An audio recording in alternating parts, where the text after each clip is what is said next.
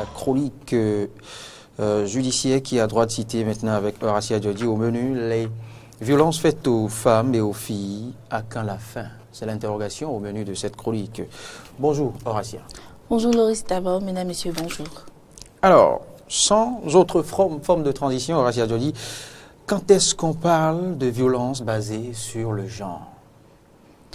Loris, permettez-moi de dire que les Nations Unies ont consacré une journée pour l'élimination des violences faites aux femmes et aux filles, et les violences à l'égard donc des femmes et des filles.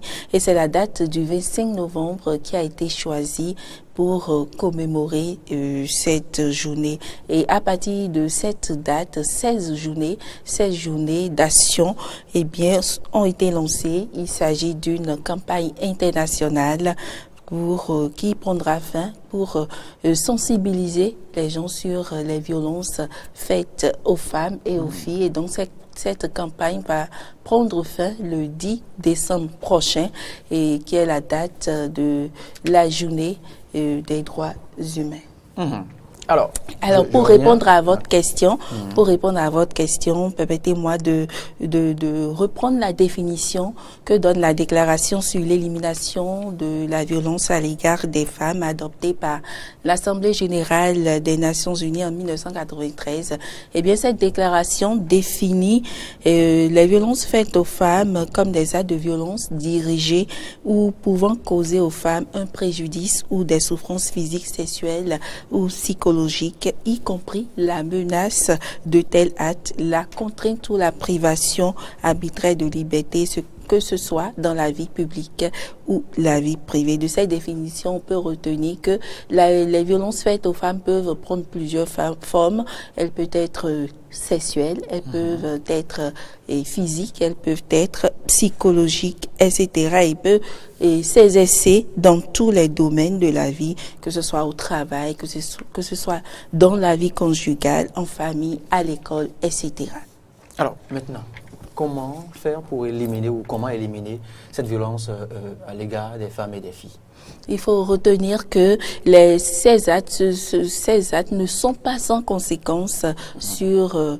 ils affectent la vie de la femme à tous les stades d'ailleurs et constituent un obstacle pour l'épanouissement de la femme, une violation des droits humains. Alors, comment faire pour éliminer ces violences à l'égard des femmes et des filles? La première des choses à faire, c'est de briser le silence. L'impunité fait que le phénomène prend de l'ampleur. Les femmes ont peur de dénoncer alors qu'elles doivent le faire, quelle que soit la forme de la violence, même si c'est une violence conjugale, elles doivent dénoncer. La violence psychologique, un mari qui, par exemple, crie sur sa femme, un mari qui ne donne pas la popote, mais qui veut manger, qui veut voir ses enfants évoluer, c'est une violence psychologique, c'est une violence... Et il y a ces exemples qui ont retenu votre attention. Je vous laisse poursuivre. Une violence psychologique, c'est un exemple pour étayer ce qu'on est en train de dire.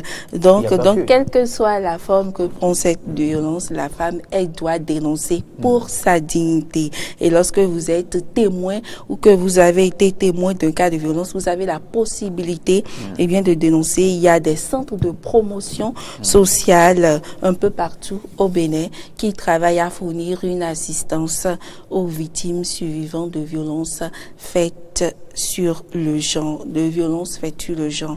Il faut aussi dire que le PNUD, le Programme des Nations Unies pour le développement, en collaboration avec le ministère de la Famille, eh bien, il a été, grâce à ces deux structures, a été mise en place une plateforme de dénonciation, électronique des violences faites sur le genre.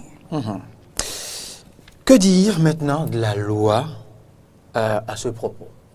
Alors, il faut dire que la loi, nous avons depuis 12 janvier 2012, une loi qui punit les violences faites sur les femmes et les filles. Il s'agit de la loi numéro 2000 11-26 du 9 janvier 2012 portant prévention et répression des violences faites aux femmes qui punit les infractions et les peines. Et il faut préciser que dans cette loi, les peines varient selon les infractions de 1 an à 10 ans d'emprisonnement et avec des amendes bien sûr. Ah oui, c'est vrai que Marie-Élise Bédot, entre-temps, en a fait cas, mais la question que je m'en vais vous poser, peut-il vous arriver, vous, de dénoncer votre mari pour des cas de sévices corporels et autres? Écoutez, avec toute facilité, je répondrai oui. Je répondrai oui, je vais le dénoncer. Ici, c'est qu'il faut tenir compte des enfants pour ne pas dénoncer le mari qui a du plaisir à bastonner sa femme. Moi, je vais le dénoncer. Et les enfants, quand ils vont grandir, comprendront. Ah oui? Oui. Donc vous êtes une bédophile. Bonjour Ahmed. Bonjour à vous, Louis Oui, le débat était en cours quand vous êtes arrivé. Bonjour à nos amis auditeurs Voilà, et à qui tous les affirme, téléspectateurs. a dit au vieux sur tout le monde qu'elle prendrait plaisir à dénoncer son mari. Oui, vous savez que c'est toujours plus facile de parler que d'agir. Donc l'acte serait autre. Bien sûr. Non, à l'entendre, elle le ferait. C'est pas évident. Elle le ferait. Là, elle parle. Attendons, on ne lui souhaite pas évidemment d'avoir à vivre pareille situation.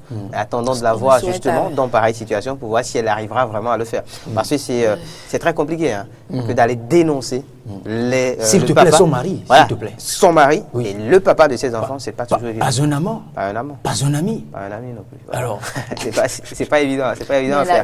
La femme n'est pas un objet non plus. Écoutez, on est d'accord. On n'est pas là pour faire la promotion de la violence, de la barbarie. Faite aux femmes. Mais écoutez, on dit les linges sales se lavent en famille, dit-on. Tranquillement. Alors, cela devrait se régler. Le mari, c'est le chef de la famille. Donc, de surcroît. Merci. Non, parce que merci. Ça peut arriver. Donc ça peut arriver. Ça peut arriver qu'on laisse le ton. Ça peut arriver qu'on hausse le ton. Ça peut arriver, voilà. Ou bien, ça peut arriver quand ça peut arriver. Qui a été effectué par Oxfam. Et de cette étude, il faut retenir que les jeunes gens, ils sont contre les violences faites aux femmes et aux filles. Mais le paradoxe, c'est que les pratiques qui conduisent peut-être. Voilà, qui conduisent, sinon qui qualifient ces violences-là, ils ne sont pas contre. C'est-à-dire? C'est exactement ce que vous êtes en train de dire. Oui. On ne doit pas dénoncer. Donc c'est comme si vous approuvez non ce qui pas la se fait. dénonciation, non pas la dénonciation. C'est pas qu'on approuve. Et ce n'est pas qu'on approuve non plus. Un mari qui prend l'habitude de bastonner sa femme, sérieusement, physiquement, vous pensez que ce monsieur ne mérite pas d'être dénoncé?